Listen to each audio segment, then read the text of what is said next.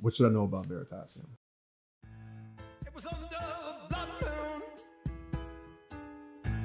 I felt my heart come. I held you in this strange light, a place where shadows. So basically, I'm looking to tie the entire world to Veritaseum. Since we're talking about stagflation, from a global macro perspective, there's a supply and demand principle that states the more supply the market absorbs, the less demand there will be. I think you could probably agree with that. Since the petrodollar is the world reserve currency, this affects all of us. The US Congress is considering adding $3.5 trillion in debt to the US economy in the next few weeks. In my opinion, we're creating a system where there are more dollars chasing the same number of products and services, or maybe less products and services at this point in time because of the slowdown in the economy. If the United States keeps printing dollars, diluting its purchasing power, are we in a situation where stagflation becomes a big problem? Follow-up question, what does this look like to the working class household, and how do we work ourselves out of this conundrum? Okay, so to begin with, I don't agree completely with saying that the more supply there is, the less demand there is. They're variables and they're separate. So the more supply there is, the more supply there is, okay? It doesn't necessarily affect demand. The more demand there is, then the more demand there is. It doesn't necessarily affect supply. But when you add these two concepts together, the more supply you have, right, the more sated demand is. And once you say demand up to 100%, then you have excess supply. Then you see, and then you see the price drop. You don't see it drop at that instant. You know, it is a gradual, graded curve. S-curve, yeah. Okay, but I think, from the way I think at least, or I believe from the way I think, you have to understand them as two separate concepts that work with and against each other, and not necessarily A, B, you know, but A plus B equals C. So with that in mind, you can have inflation is not bad if you have the economic activity justified.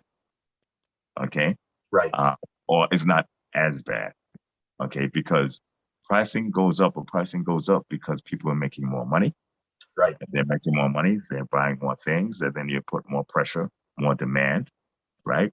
Which may overcome supply, which would drive prices up. But now those suppliers have pricing control, right? Pricing flexibility. When you have flexibility in pricing power, you as a seller will increase prices, okay? Because that increases your profits. Increasing pricing will slacken demand some, because you much rather pay $20,000 for your Honda Accord versus $70,000. Right. Okay. So this works as a system. Okay. But when you have pricing going up and demand going down, well, we have an issue. Okay. Now, add to that the problems that were caused by the ongoing everything bubble, and I call it the everything bubble from 2008 on, 2009 on, because by adding all this liquidity, you destroy the normal liquidity chasing cycle. When stocks go boom, the money comes out of the stock market, usually goes into the real estate market or the bond market. Bond market goes boom, stock market, real estate market. I'm oversimplifying, right? Real estate market goes boom, you know, equity market, bond market. Nothing's going boom, everything's going up. Everything's going up, where do you put your money? Everywhere else. As a lot of people have money, they don't have capital, productive capital assets. They have money, or they have Mesada. And remember, Mesada, money is a depreciating asset. Right. And that depreciating asset is being pumped throughout the economy, which is causing it to depreciate even more. You pump more, depreciate more, etc. So we've messed up a price discovery, destroyed price discovery. Okay, everything is about the Fed printing or the Treasury helping them, everything. So now that you have price discovery that is opaque at best, non-existent realistically, in my opinion, it's very, very difficult to ascertain where the breakpoint is of how much money or how much economic activity it takes to justify the increase in inflation. Okay. Right. And when you have either a reducing rate of growth in economic activity, which is being reported, but my gut feeling is we have a reverse, right, rate of growth in economic activity. In other words, it's shrinking. Okay. And it's hard to tell because you need either real-time data or forward-looking data that's accurate. I don't believe in forward-looking data that's accurate. That's called a crystal ball. But real-time data is available, and it's available mostly to CEOs in manufacturing and industrial and service businesses. They have real-time data, sometimes to the hour. Okay. You can ask companies like Amazon, FedEx, etc. And I think those guys can tell you economic activity has a negative growth rate. At the same time, inflation is shooting up, which means that input costs are increasing. It also means that retail pricing is increasing, and it means that they will look to push these excess input costs onto the consumer. If they can. But if they can't, then what happens? If they can't, then we're going to have a hyperinflation. Well, and now I hear hyperinflation tossed around, the blogosphere and Twitter sphere, and it's happened several times throughout history. I am not aware of any time where hyperinflation happened in the country of the hold of the reserve currency. Most likely because it can't happen, or it's very difficult to happen. The hold of the reserve currency has an implicit put option. Right. That's why they can have profit spending habits. That's why they can print ad nauseum. They can effectively default on their debt because they control the printing press. The U.S. has not, it explicitly defaulted, if I'm not mistaken. Once it was a technical default because, the government was squabbling over, the debt ceiling, drama. I can't remember specifically when, but it wasn't really a major credit issue. And the debt ceiling drama is just that. It is political gamesmanship. Right. I want my biggest lobbyist,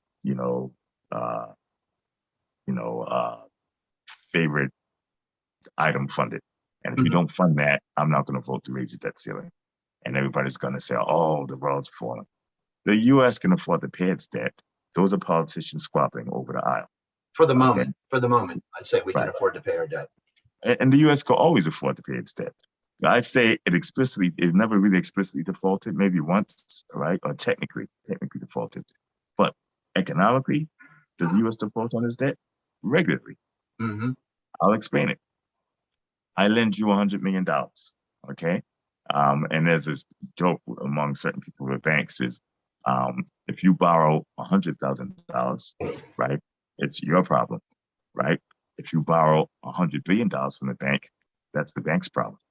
Because they can't afford. They can't afford you to default. So I get the joke. Yeah. So that's basically the way it is with the U.S. You borrow a large amount of money from the U.S. and the U.S. has a problem making their debt service. So what do? They print more U.S. dollars. So they make the value of the dollar less, and they can make their payment. So from an accounting perspective, a nominal perspective, they never can default. Right. Economically, you're not getting the money, the value back that you paid out. You're not even getting the value back that you paid out. I mean, you're not getting the value plus interest that you paid. That you're not getting the principal that you lent out plus the interest back. Right. Got it. In many cases, you're not even getting your principal back. Why? Yeah. Because, you lent out $100 million, okay, US dollars at, let's say, £1 per dollar. They inflate the currency, and now it's 1.2 pounds per dollar. Right. And they can do that because we control the printing press. We could do it at will. Now, every other central bank and all government, when the central banks and the government are connected, technically that's not the case in the U.S. The U.S. central bank is a private corporation, et cetera, but not to get into all that. When other countries try that, and they do it because it's an easy way out. Right. Just print more money and I can make all my debt. But it's called the race to the bottom is what it's called. Right. But when you do that, you weaken belief in your currency. Okay. Zimbabwe couldn't afford for the world not to believe in their currency. So And the world didn't only not believe in the currency, the Zimbabweans didn't believe in it. Right. So you had a hyperinflationary issue there. Venezuela, same thing. Argentina, Weimar Germany, everywhere you see hyperinflation, it's because of mismanagement from the government's perspective and all structural issues. Okay. So why doesn't it happen in the US? Because that implicit put option, right? The US is a US reserve currency. It's a global reserve currency. Right. All major transactions around the world are priced in US dollars, which means you need the US dollar to make that transaction. So if China needs US dollars to purchase oil, or Russia, or the UK, Korea, EU, et cetera, et cetera, et cetera, where do they get the US dollars from? Have to get them from our treasury. Right. Okay. Or somewhere else. When you buy an asset and there's more demand than supply, what happens to the price? It goes up, as we discussed. Right. And so we can abuse the US dollar an awful lot. And the world can hate us for it. But what choice do they have if they need to make steel, heat their houses, etc.? Interesting that Saudi Arabia and Russia just made a deal to settle oil contracts in rubles. Is that a canary in the coal mine? No. How many rubles do you have? None. How many would you be willing to take in exchange for dollars? I don't know. I don't know what the exchange rate is. Why don't you know? Because you don't care. Because it's irrelevant, right? I doubt if you're the only one who thinks that way. But, you know, if it catches on, there's one thing, but I doubt Veritaseum would catch on because Saudi relies on the U.S. for much too much. The U.S. made Saudi.